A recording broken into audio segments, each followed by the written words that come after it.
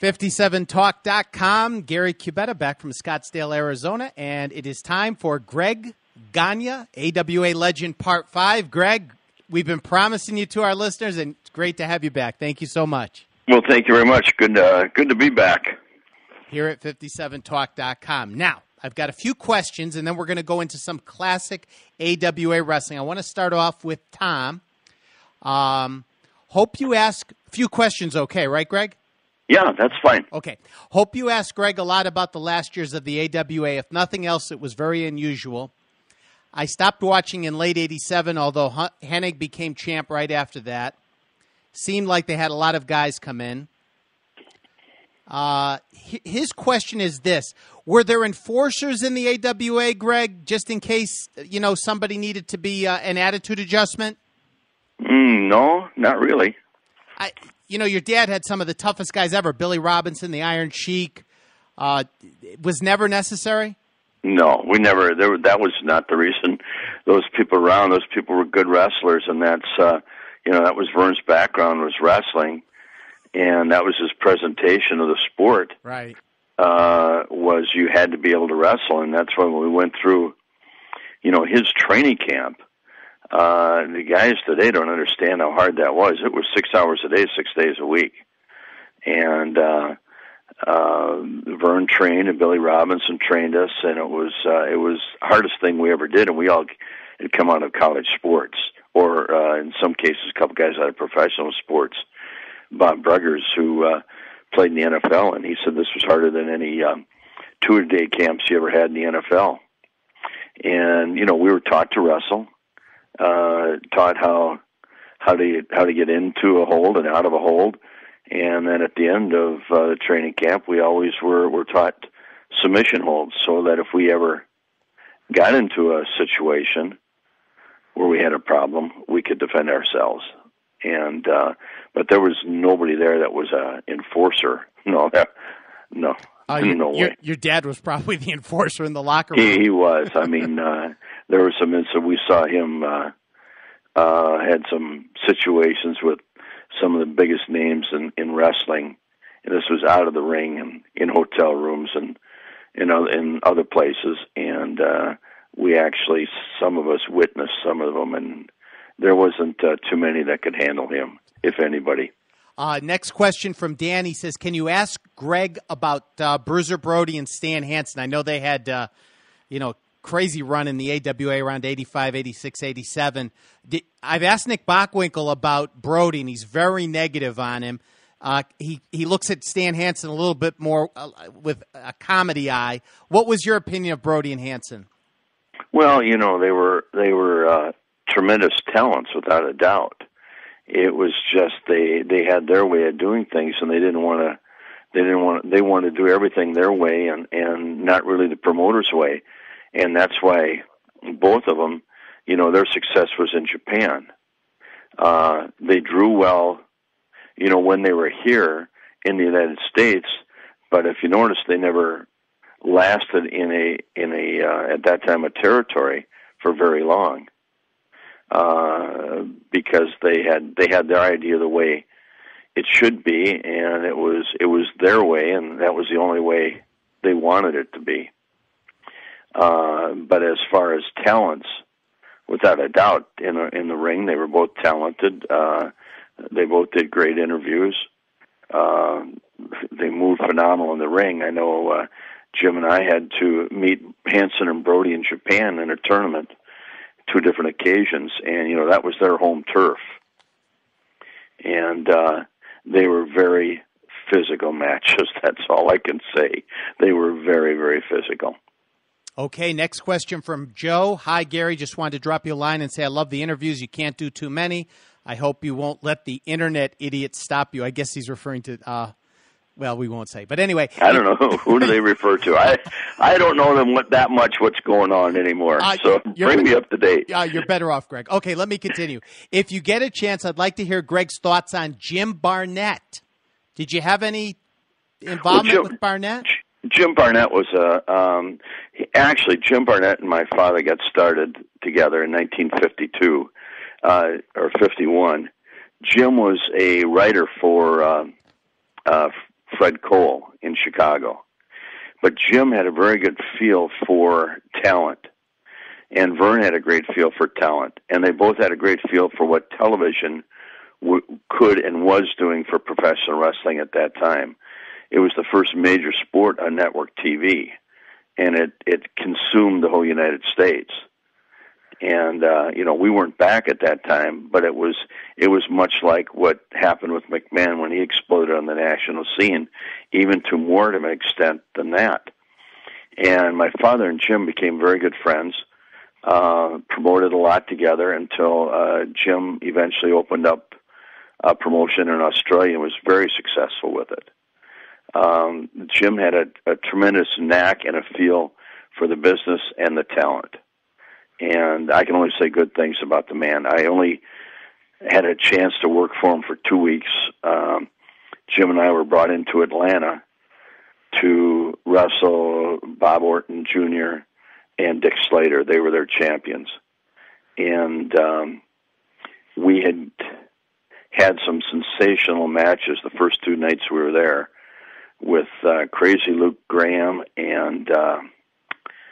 I can't remember the other guy's name. Rip Hawk. Oh, Rip Hawk. Okay. And they were near the end of their careers, but we absolutely tore the place apart 2 nights in a row. Oh, wow. And after that, the booker at that time, what happened was a lot of the other matches couldn't follow us. So the booker was a good friend with one of the guys who was in the main events, who was getting a big push. I'm not going to say any names there. And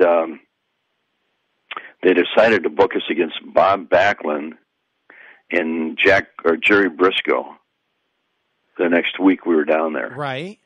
And, it was not helping any of us. And we were trying to figure out, why we came down here for one reason, is Jim Barnett wanted us to, see what would happen with Orton and Slater. And, they turned them while we were there so that we didn't have to work with them. So after about 2 weeks, we could see they weren't going anywhere with us. And, at the time we were missing, our Denvers and Winnipegs and Green Bays and Milwaukees and Chicagos, where we were picking up some pretty good hefty paychecks, a lot more than we were making in Atlanta. So yeah, time to get back home, huh? It was time to get back home. Yeah. Yeah. We just it was something my dad had always told us about. He said, when you work in the South, it's very different than the way we do it here. And they have a different philosophy, a different style, and they don't like anybody coming in that might show them up. And he said, because Barnett's such a friend, I don't think you run into that. But Jim he turned everything over to his booker, and the booker really had the say in what was going on. Right. Was there any reason in particular that when Jim Barnett had TBS, that your dad, having had that long relationship with him, that they didn't team up? Did your dad ever think about doing that? No, I don't. At that time, cable was, it wasn't that strong in a lot of areas. Here in Minnesota, I mean, it didn't even put a dent into ratings or everything, or why anybody would watch that over the AWA. And I don't think, it goes back to the mentality at that time, and you have to go back into the 70s and 80s when all this explosion of cable TV was getting ready to go. Nobody believed that it would work. They thought that the 4 stations in a market, or 5 stations, whatever they had, that was sufficient enough, and that's the way it was going to be, because it had always been that way. And nobody saw the impact at that time that cable TV was going to have on television in general, not just wrestling. Right. So it kind of took everyone by surprise a bit. Well, the first one that really bothered Vern is when Vince McMahon Sr. put, some of the Garden matches on HBO. And that was coming in stronger than TBS was to a lot of the areas. And I know Vern called Vince Sr., and Vince said, don't worry, it's not going to hurt you. And in fact, what we'd like you to do is send some of your arena matches to us, and we'll put them on there as features of the week and help build your talent. You know, little did anybody know that Vince Jr. would take over, and all he was doing was getting visibility for those guys he was going to go steal. Well, HBO started carrying the Madison Square Garden cards, I think, around 76, 77. Right. So back then, your dad didn't think that was a good idea for business. No, he didn't. He thought he called him and Vince Sr. were close, and he called him and he said, Vince, I just don't think this is good for anybody. I think it's going to hurt us all in the long run. And he told us, don't worry about it. And it was a couple years later when they decided to start. Some of the promoters around the country would feed him some of their highlight matches in the arenas. Yeah. And they started putting those on, and little did anybody know that Vince Sr. was going to take over, and Junior, and all he was doing was using that to help build these guys for his next big move. Greg, looking back at it, do you think Vince Sr. had a little bit of a hand in this national expansion plan? I mean, you're saying your dad wasn't... you know what? I don't know, Gary. Yeah. You know, I'm not like some people out there who write their gossip columns that know everything or claim to know everything. I don't think anybody really knows that except Vince and Vince Jr., Vince Sr. and Vince Jr., if that's what he wanted to do. So I wouldn't even want to make any kind of a statement about that is so asinine that, like, some of your, what do they call them, your dirt writers or sheet writers, Greg, who all of a sudden they know everything. I mean, here we were in the business and we didn't know, but they sure do. You're killing me. Why? You're going to start your own dirt sheet. No, I'm not. No, I very seldom would I even look at one. That's what the wrestlers call them, the dirt sheets. And guys like the guy in California, what's his name, Meltzer? Yeah, Dave Meltzer. Dave. Yeah. And, there was other ones around. And these were guys that were all of a sudden experts on wrestling. And, they would get some of the inside information from some of the people that leaked it out. But it wasn't always the truth. And that's why Vern was so tight-lipped, and you could very seldom get anything out of what might happen or what was happening in the AWA. Only from guys that were hoping they might get make a name for themselves in the dirt sheet. Those were guys that were not very successful as athletes, because successful athletes in college or professional time, mostly football players that came into the sport, they never believed what the press wrote about them, because they always knew there was somebody out there better. Guys that didn't have success in professional or amateur athletics that became wrestlers, and then all of a sudden were built up to stars and read about themselves as stars, believed in it. They didn't know how hard it is to be an athlete and get to that level. They got into professional wrestling the easy way. They're the guys that like to feed those dirt writers, so they would write these great things about them so that other promoters would read them and say, oh, my God, these guys must be fantastic. Greg, and half the time the shit they were putting out there wasn't the real stuff. And Greg, do you think if you had been on the phone leaking information to them that they might have been a little bit more favorable towards Greg Gagne in the AWA? Gary, I don't really give a rat's ass what anybody thinks about Greg Gagne. I tell it the way it is and the way I see it from my perspective and the things I was around that I know about, I'm going to talk about. And my dad always told us, be forthright and truthful, and don't lie and don't exaggerate. And that's what we don't do. And don't believe your own publicity. And his philosophy is don't talk about yourself. You never talk about yourself. If you're good enough, your actions speak for the words, will speak the words for you, and you will be successful. And that's what we live by. That's the Gagne tradition. Period. Okay, next question. Bar none. Okay, next question's from Doug.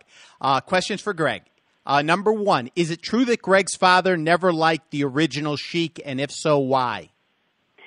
Well, I don't know if he ever. He didn't like his style. It wasn't a match when you got in there with Sheik. I know. I think at Vern's, when he wrestled in Detroit, at that time I was, home all the time, so I didn't really get to really follow what was going on. But I know he had matches with the Sheik. It's not that he didn't like Eddie Farrett; it's he didn't like the style that he presented to the public and his type of match. I mean, the guy couldn't work. I'm laughing here because I'm trying to envision a match with Vern Gagne against the original Sheik. What would that look like? I can't even imagine it myself. But Vern was such a dedicated amateur wrestler, and he wanted to bring some of that credibility to the ring. And with the Sheik, it was very hard to bring that to the ring. I mean, it was the Sheik was built better for the guys like Abdullah the Butcher and Dick the Bruiser and guys like that. Those types of matches, just not much of a wrestling match, just a brawl. Yeah, a lot of blood and thunder and not much wrestling. Vern rather have more wrestling and less blood and thunder. Less pencils in the eyeball, huh? Right. Give him the thunder, but don't give him, all the other bullshit that went with it. Okay, question 2. And some of these you may not remember, and if is this going on the radio? I'm using too many.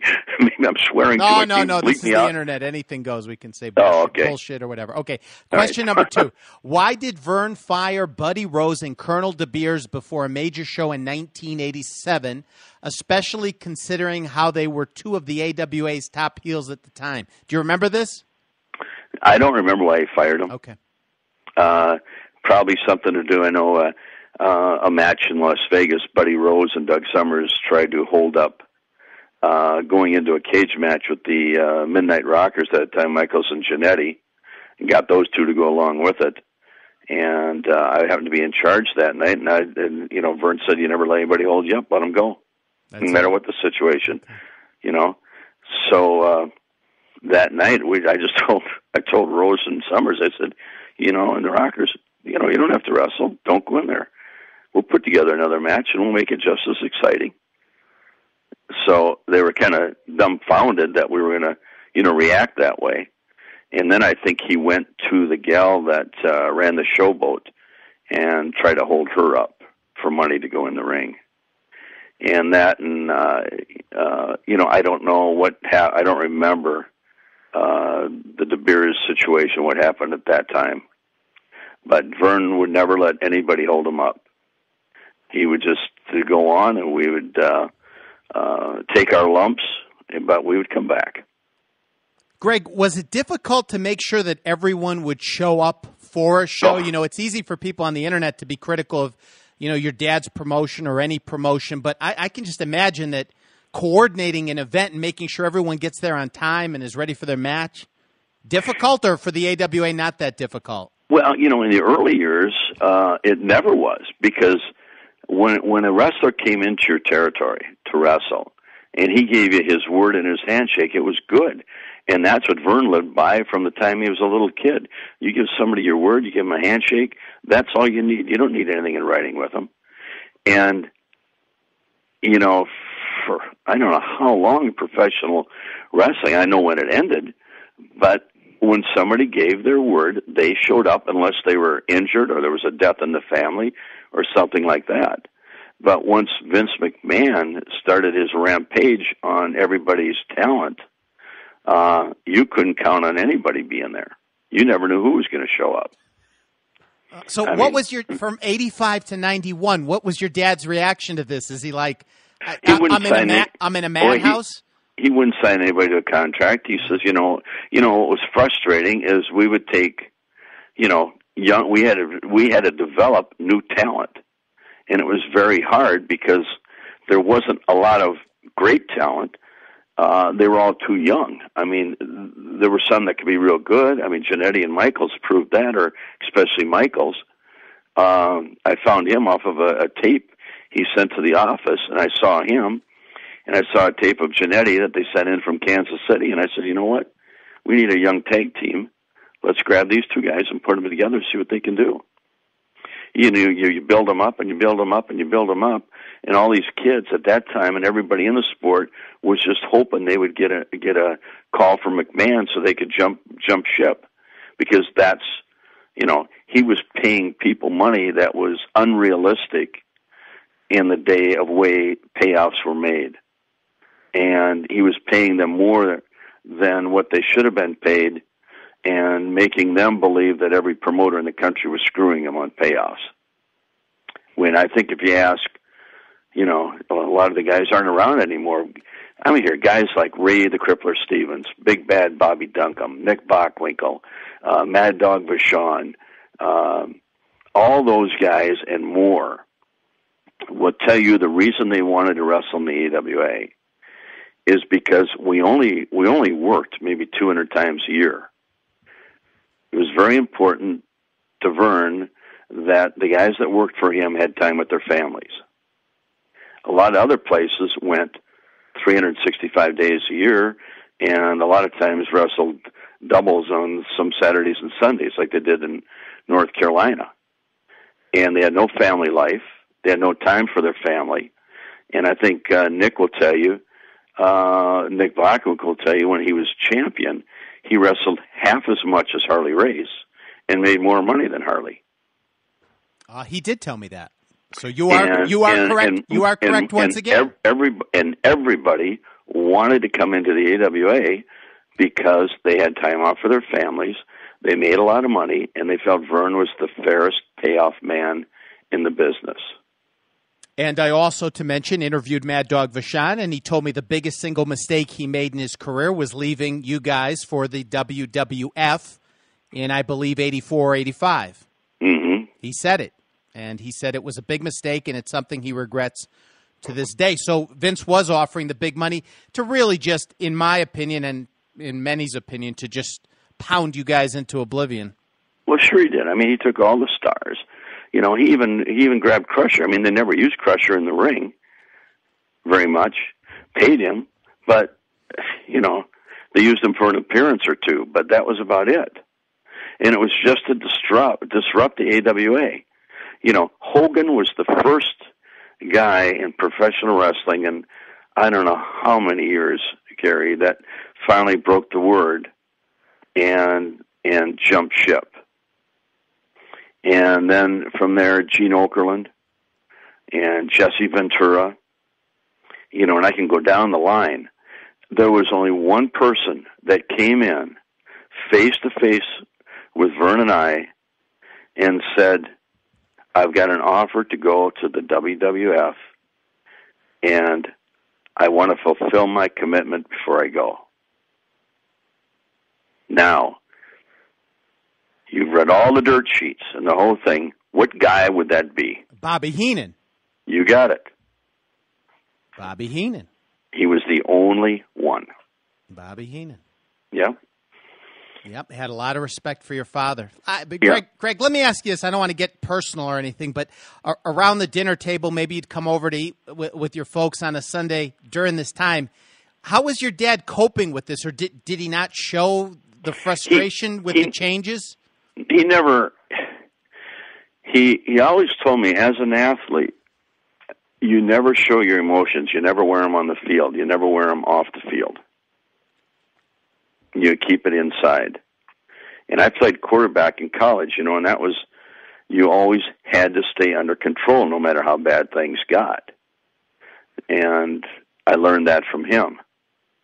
And I mean, that was his philosophy from day one, and that's the way he wanted his family to handle things. And it's tough. It's real tough on you. So even in private, and I get. He has a funny way. He'll take a lot in, then he explodes, and once he explodes, it's over with. You'd think he acts like nothing ever happened.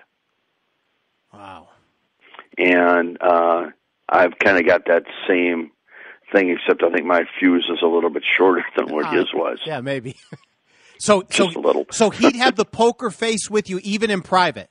Even in private. Wow. Yep. Okay. Next question. Is it true that the mighty Igor, Dick Garza, was once a popular attraction for the AWA during the 60s and 70s? If so, why wasn't he brought back for another run during the 80s? Do you remember? You must remember Igor, yeah. I remember Igor. I don't remember why he wasn't brought back. I think what happened was Ivan Putski came in, down the road in I can't remember when Putski came in. Yeah. Probably the late 70s or, no, it was before the 80s, that's for sure. But I don't know, at that time, a lot of, wrestlers would, stay in a territory till, the promoters had used them up and then send them to the next one where they'd get another big run there. And sometimes they would come back and sometimes they wouldn't. I don't think it was because you didn't want them back. It's either you had already had a full roster and couldn't, fit them in, or they had success somewhere else and just wanted to stay there.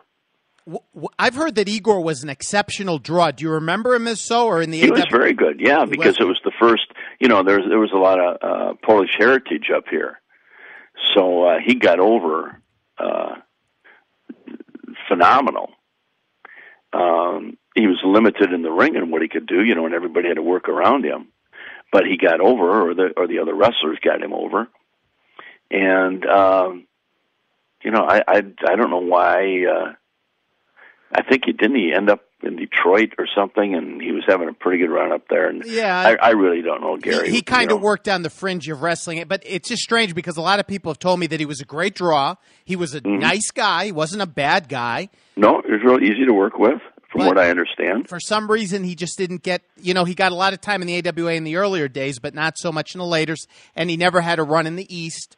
Mm-hmm. And would come and go, and finally left wrestling, and eventually, I believe, passed away many years ago. So, yeah. No, I really don't know. I mean, it could have been just, the roster was always so full. I mean, honest to God, they were standing in line to get into the AWA. Guys wanted to come here and work. And Vern was pretty selective on who he would take. He wanted guys that could work. He wanted guys that were athletes or former athletes. He had a wonderful reputation at the University of Minnesota as an amateur. And we went over his background before and what he did. And that was what he wanted. That's the way he wanted professional wrestling and his wrestlers to be seen in that light here in Minnesota and everywhere in the AWA. I mean, Jesus, we would go anywhere. We were more popular than the Viking players, the Twins, the North Stars when they were here. They were big fans of ours, Kirby Puckett and Ken Herbick, the Twins. Sunday mornings at Mets or at the Dome on Sunday mornings they had wrestling on before their game, and we were very visible. And Vern wanted his wrestlers to be respected by the public and by the athletic world, and so he had a lot of athletes in here that were very good performers. June 25th, 1976, Muhammad Ali versus Antonio Inoki. And we mentioned in the previous program that your dad had been on ABC Wide World of Sports as a referee for a couple of tune-up matches for Muhammad Ali. What exactly was your father's involvement with that? He was responsible for the United States hookup and to put all the wrestling matches together, and that's when he used New York, Vince McMahon Sr. They had a match there. It was Andre against Chuck Wapner, or what was his name? The boxer. Chuck Wepner, yeah. Wepner. And Vern kept, when Inoki's people came over, he said, now this is going to be a wrestler versus boxer, correct? And we expect the wrestler to win this match because they wanted it to be a legitimate match, and because Vern, his background, nobody in any martial arts, any boxer, any karate, any judo guy can beat a wrestler that is a trained wrestler. And I think the UWF has proven that pretty much now, who's winning most of the matches. And they guaranteed them that, no, this is going to be their balls out match. And you saw what happened, or you've heard what's happened when they got there. Right. And Noki laid on his back the whole night. Like, who the hell knew what that was all about? It was the worst thing. That was not good for wrestling. The matches that they had that night were all very good, got good, reception from the fans. And I know in the AWA,